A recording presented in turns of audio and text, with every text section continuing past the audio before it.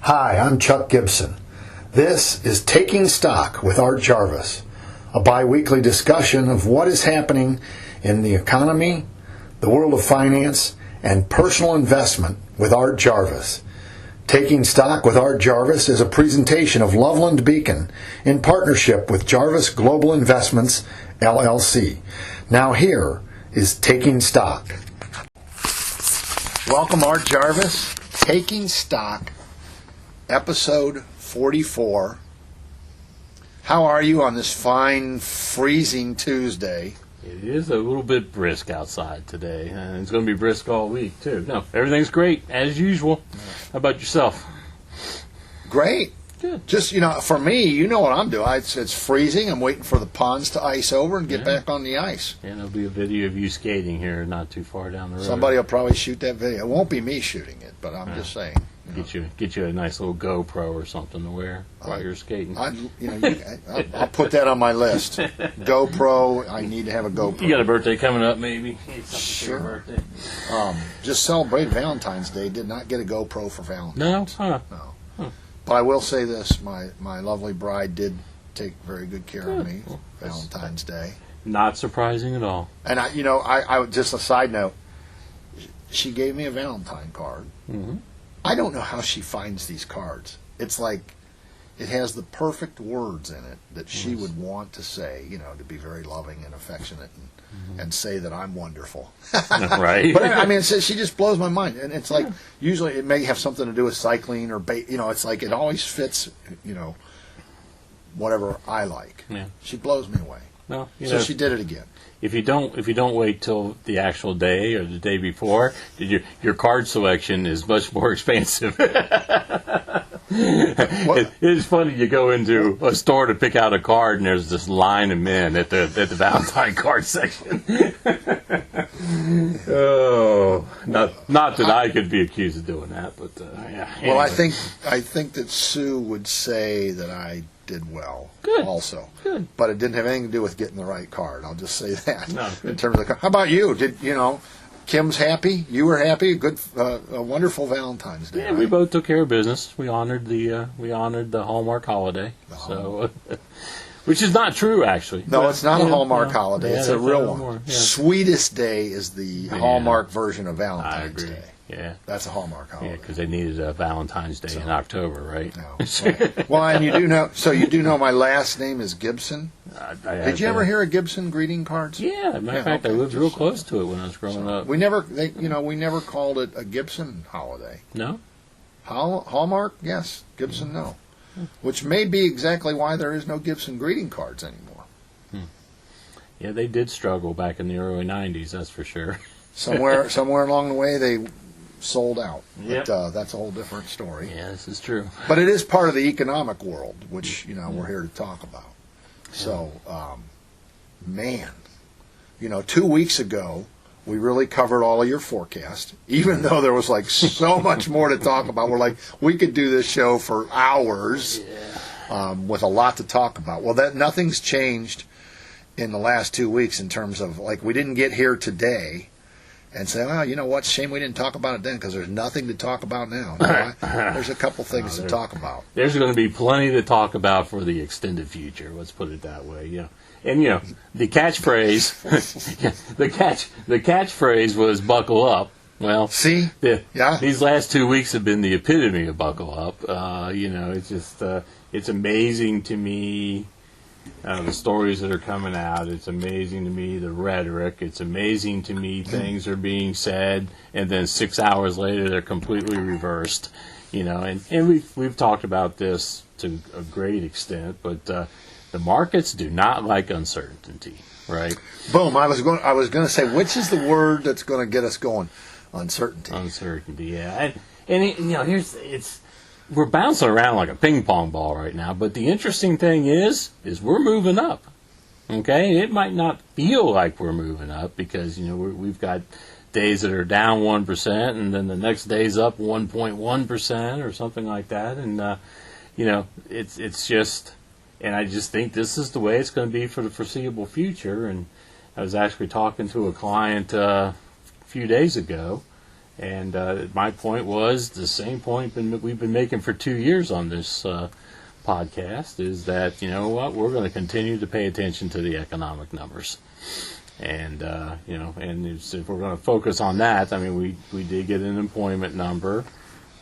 We did get a couple of inflation numbers. And, inflation continues to creep back up about 1/10 of a percent. And so Where does I mean, there was some news. We're talking about the uncertainty, the volatility that's going on, and I'm trying to learn these lessons. You said volatility equals profit at times, but right now, uncertainty is a different animal. But where does, because this happened in the last 2 weeks, which you brought to my attention, was the Fed chairman said no lowering of the rates. Yeah. Which made you happy. Well, it did, because we've been talking. It's I don't understand it. You keep hearing this. We want to get down to 2% inflation.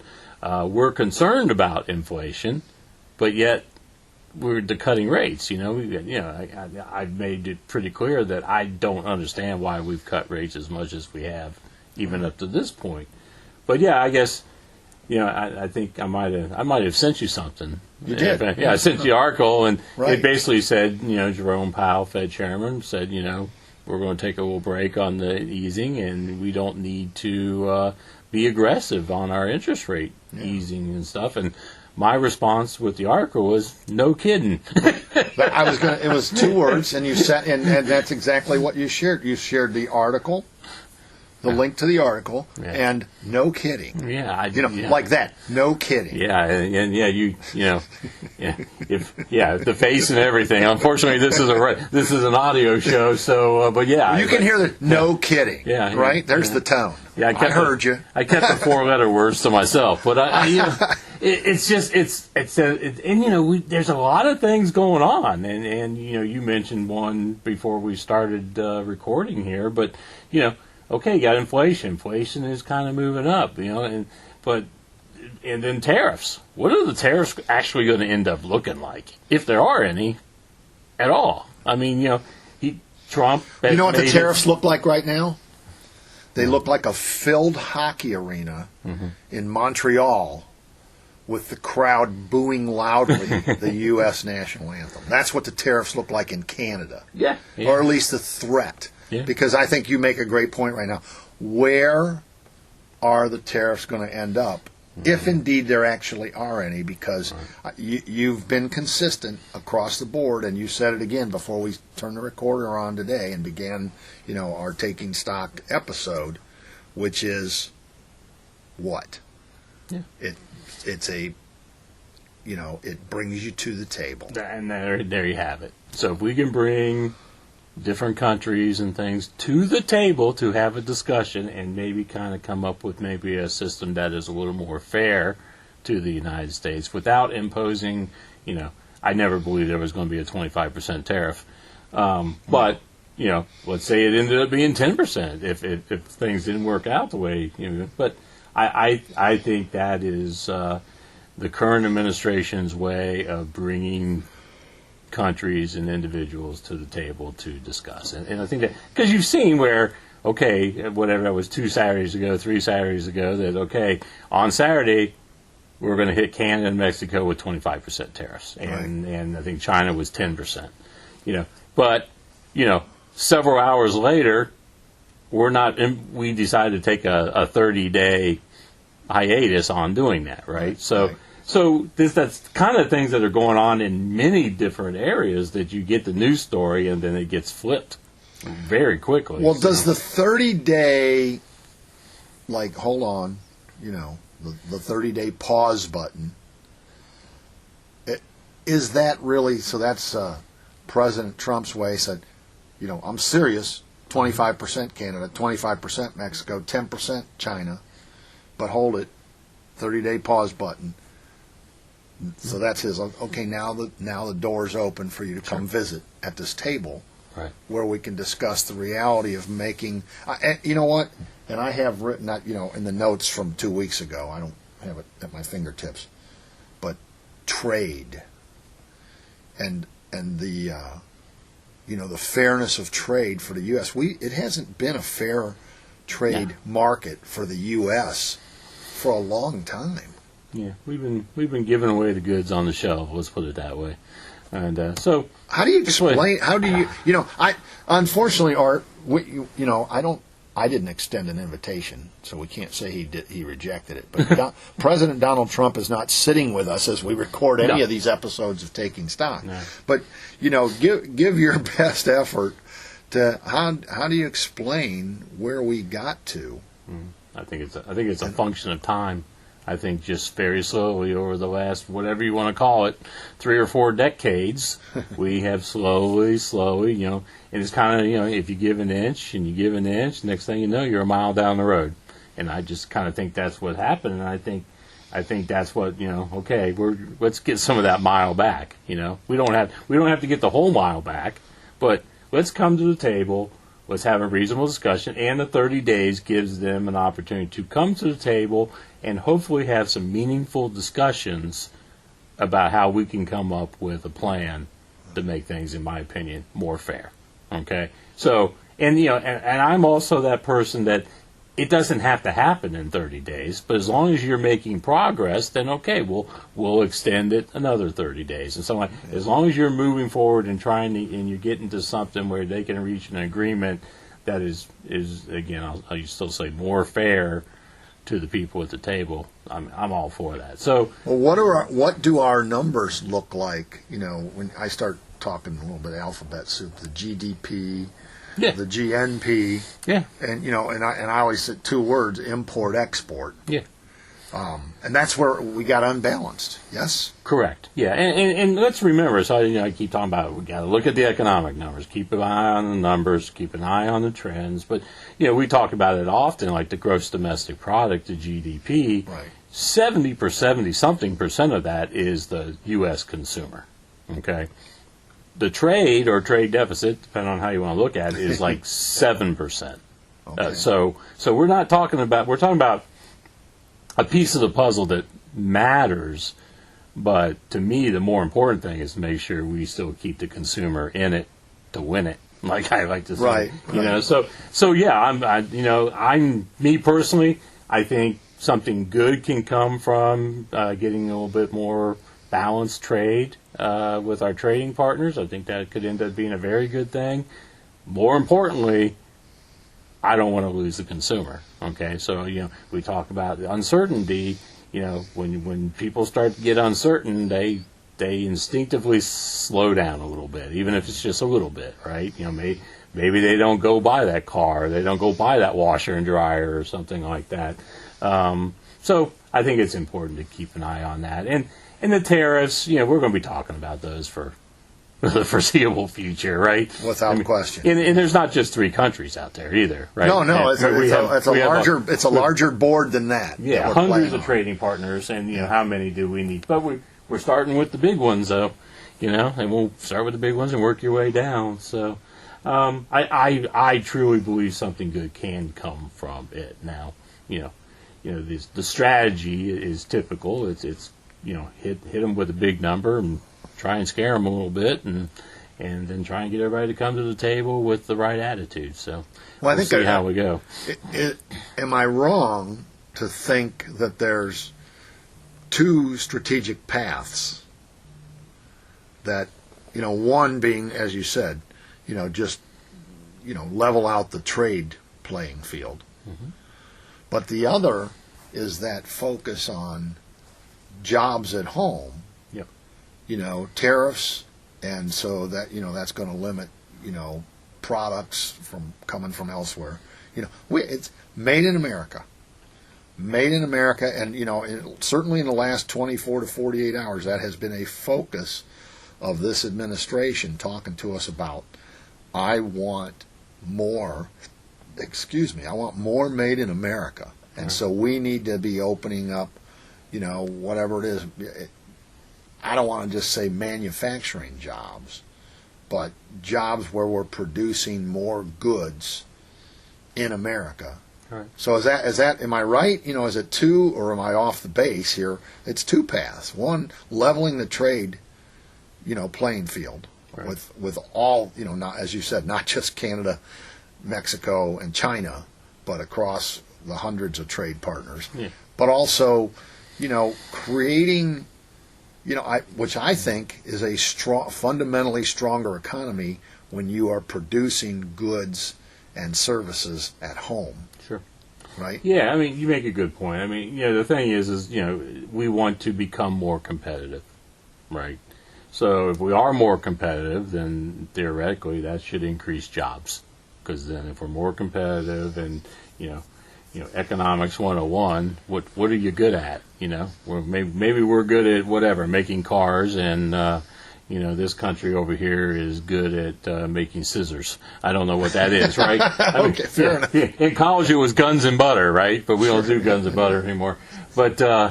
But they, it's who's good at what? Who has the competitive advantage in certain things? And I think we've kind of gotten away from that because that competitive advantage has been tweaked because of because of what we're trying to do tariffs. And Well, stuff like that. natural resources. I don't want to say natural resources, because as a nation, our resources become, first of all, our people. Right. To fill those jobs and to fill those roles, whether it's manufacturing, whatever production creates, goods.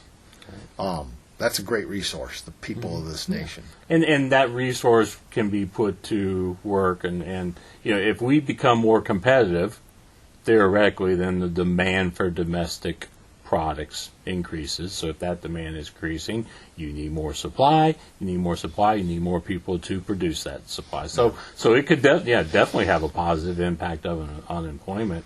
But the challenge, and I touched on, so that's a resource. Mm-hmm. I don't know if we call human beings a natural resource, but the natural resources that's being challenged in terms of, Trump will say this administration is throwing out those tariffs, and other nations are like, okay, fine, that's too much, so we won't ship you these minerals, we'll call them, the natural resources, those products that come from those natural resources that we don't have here. Right. Well, how much of a myth is that the USA doesn't have the same mineral rights or same mineral opportunities to create whatever? The big thing seems to be batteries. Sure. I mean, a big thing is the batteries to power this, this green movement of, no gas and oil. But how real is that? I mean, if you want to, there you go. That's a question for someone smarter than me. But it's but it's a good example. But so here we are. I mean, how many million square foot factories are starting to pop up making batteries in the United States? Right? There's one in Ohio, right near Columbus. So they're being brought in, and does that decrease our need of getting that product from a different country? 100%. But yeah, it's and again, you want to keep things positive. It's not us, but it's very easy to say, okay, we're gonna hit you with a 25% tariff, and then the other country says, well, fine, then I will hit you with a 25% tariff, right? But so again, that's if we can get people to come to the table with the right attitude, or get them to come to the table and try and convince them why they should have the right attitude. Maybe we get somewhere. I mean, the fact of the matter is we give it away an inch at a time over the last 3-4 decades. We need to stop that. Let's stop that first, right? Number one. Now let's try and work our way back the other way. Okay, and again, somewhere along the line, we got away from what our competitive advantage is and things like that, and and we need to get back to that. So again, if Ecuador can make better scissors than us and do it cheaper and all that stuff, then that's great. Get your scissors from but then if we're the ones making the cars or whatever it is, we're making the butter. Then that's what we should be doing. And again, this is economics 101. Yeah. So the microchips and all those things are, that has to do with the natural resources to create those products, whatever those minerals are that are in the ground, or those, whatever. I mean, first thing that comes to my mind is always iron ore, Yeah. but we're well beyond iron ore. Iron, titanium, platinum, yeah. and things like that. And, clearly, and I don't have the specific numbers, but there are natural resources, minerals and things that we have in the United States, and there's some that we don't have, and, you got to depend on that. And I'll just throw this out there as a little bit of a wild card. We're making this effort to head toward the moon, right? So, there is a space race going on. Be very interested to see who Toward the moon or toward Mars? well, both, right? Well, and it's not only just planets. Well, actually but putting life on or something. yeah, right. but there's also the whole what you actually have out there rotating or orbiting the Earth, also, and then there is importance about being the first one out there and controlling some of that stuff for a lot of reasons. But yeah, it's. Yeah, so the one point I wanted to make too, while I'm still thinking about it, is you brought up the one thing is, so yeah, hopefully what happens is we are creating jobs in the United States. So the one thing that's going to be interesting to me going forward here is I can't wait to see some of these job reports, because we're starting to see tens of thousands of people leaving their jobs, being asked to leave their jobs or whatever that is. I can't wait to start seeing these employment numbers and see what impact it actually has, because I think that should tell a more accurate story than maybe some of the many stories that we're seeing online right now. I mean, if all of a sudden there's a big jump in the unemployment rate or a big decline in payrolls or something like that, then that'll be interesting. So what will that do, number one, to the trend, and does that end up being more just kind of a blip on the graph, and we get right back up the trend, or does that actually set and we start a new trend based on that? So, I don't have answers for you at the moment in time, but it's definitely going to be something I'm going to watch with great interest. Yeah. Well, I think yours won't be the only eyes on that. Well, again, yeah. I think there'll be a lot of eyes on that very thing. 100%. And I'll say it again: 70% of gross domestic product is the consumer. Okay, if people are losing their jobs and not finding new work in different areas and things like that, then that's going to have an impact on gross domestic product. So, and which will have an impact on corporate earnings and things like that. So, well, as we roll into the final third, a little less than that, of this episode of Taking Stock, I want to touch, you kind of transition to it, I want to touch on, the budget deficit. Mm-hmm. And thus, being addressed by this administration from the word go, before Inauguration Day, hearing there's going to be this guy Elon Musk and there's going to be this guy Vivek Ramaswamy, and they're going to head up this thing called, and we joked offline about, because I said, everybody knows it as Doge now, so Department of Government Efficiency. And I said, well, if they were really efficient, they would just be government efficiency. They don't need the Department of. Those are two. That's inefficient use of words there. They don't extra words. Government efficiency. Anyway, all kidding aside regarding it, and nobody's making any laughs out of what's going on with it. It's I have my position.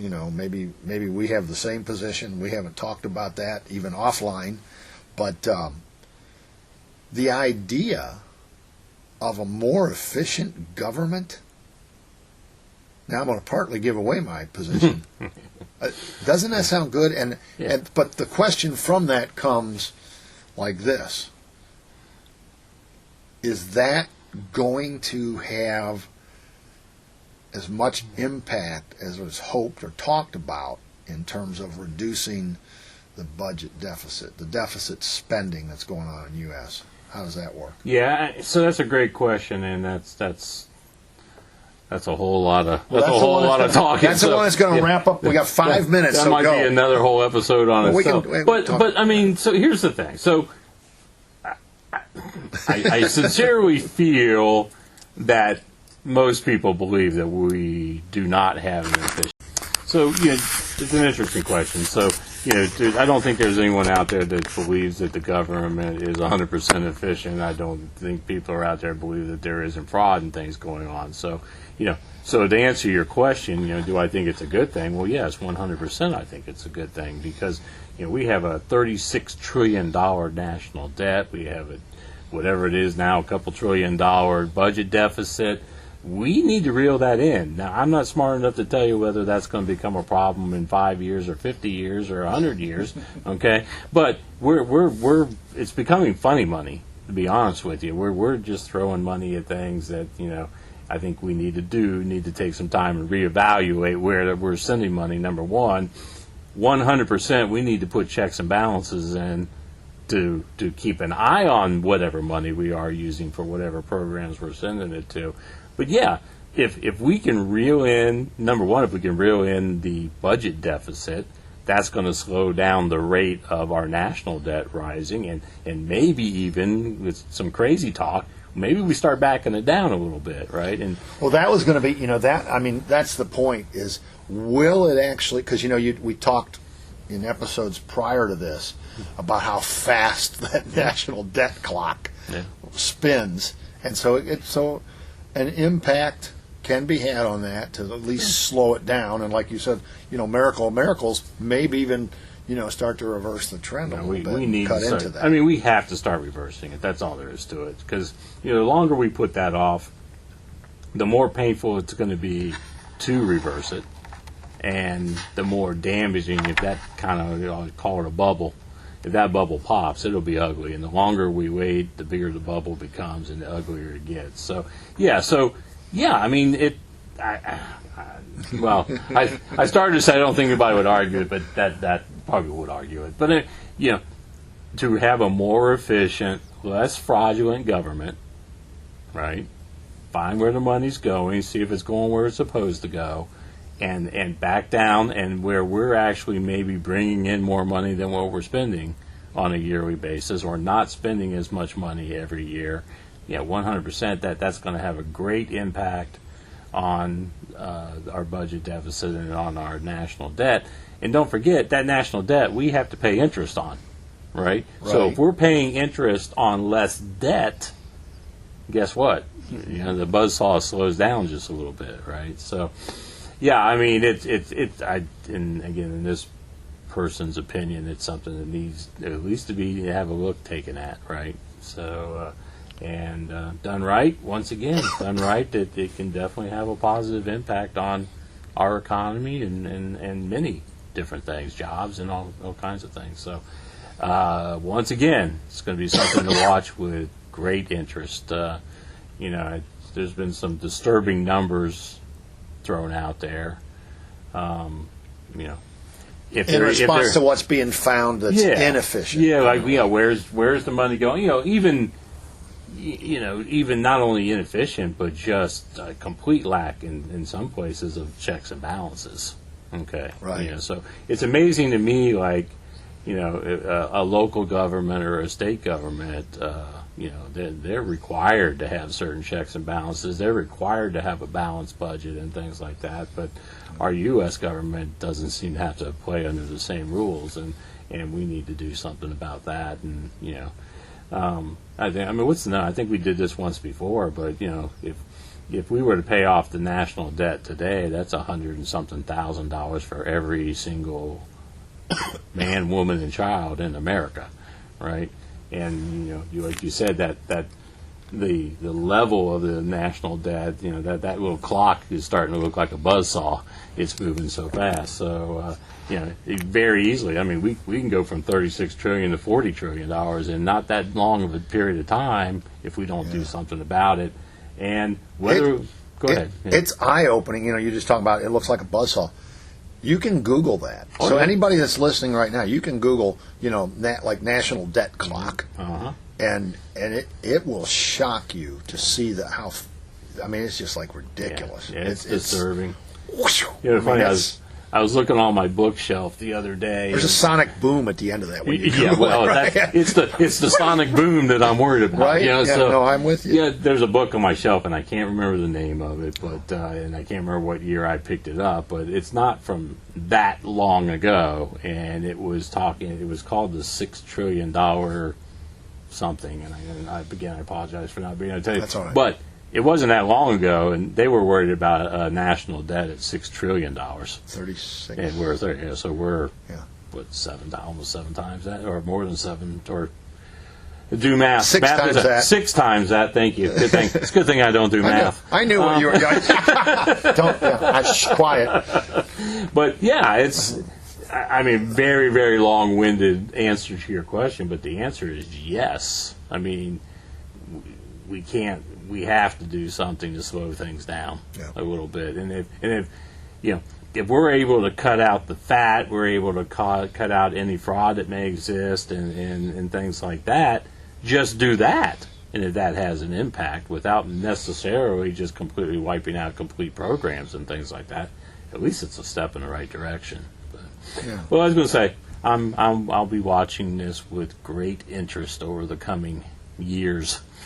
Well, certainly, and immediately, as you said, when the employment numbers come out, depending on when some of these job reductions actually take place, and those numbers are it's like the 25% tariff.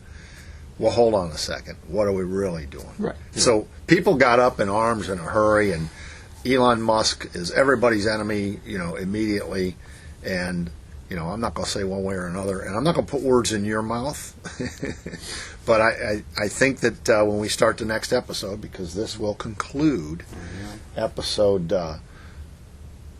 number 44 for Taking Stock, but I think when we get started in 2 weeks from now, we can kind of pick up where we left off, and maybe there'll be some more information, too, that we'll be able to discuss. We can pick up where we left off. There will be more information, and there will probably be new things to talk about. So. Without a doubt.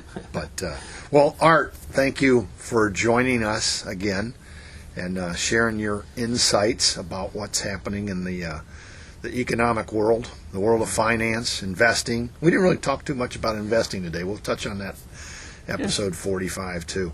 Sounds great. And but thank you so much for being here. Yeah, thanks for having me. Appreciate it. Have a great day. Until next time, that is Taking Stock, episode 44. Thanks for joining us for this edition of Taking Stock with Art Jarvis. Join us again in 2 weeks for our next edition. Taking Stock with Art Jarvis is a presentation of Loveland Beacon in partnership with Jarvis Global Investments, LLC. Jarvis Global Investments, LLC is a registered investment advisory firm. The advisor is not attempting to furnish personalized investment advice or services during this production. Individuals should fully investigate the appropriateness of any investment before investing. Past performance is no guarantee of future results. Investments may lose value.